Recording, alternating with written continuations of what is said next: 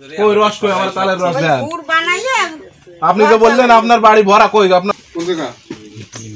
চাপাই তালের গুড় কি কি বানানো?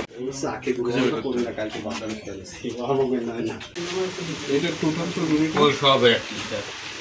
এর একটু পরিষ্কার তো করা লাগে নাকি গিলতে কাটি প্রমাণ পায় না। বাজারে গেলে দেখা যায় যে ডেট নাই। ওর দরকার পরে তারপরে আপনার রেডি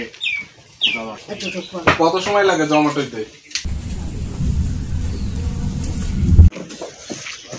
তালের গুড় বানান না? হ্যাঁ।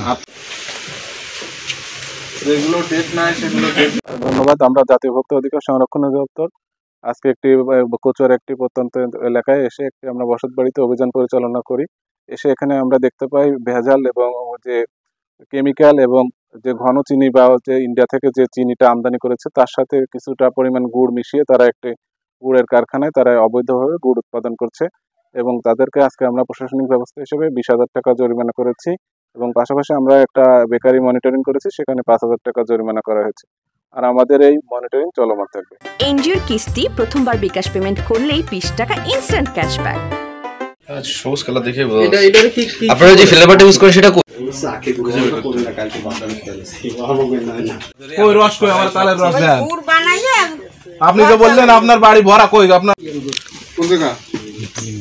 চাপাই চাপাইতে আনেন রসের তালে এটা তো অন্যায়।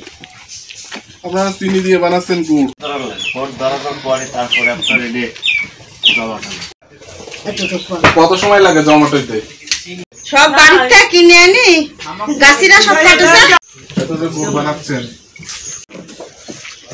তালের গুড় বানান না? হ্যাঁ। তালের গুড় কি কি বানান আপনি? এগুলো কি চিনি? যেখানে কি গিলতে কাটি যেগুলো ডেট নাই সেগুলো ডেট।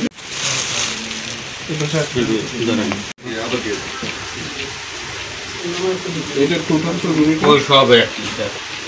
এর একটু পরিষ্কার তো করা লাগে। আমার সামনে এই কথাই বলেন কিন্তু বাস্তবে তো আমি কোনো প্রমাণ পাই না। বাজারে গেলে দেখা যায় যে ডেট নাই।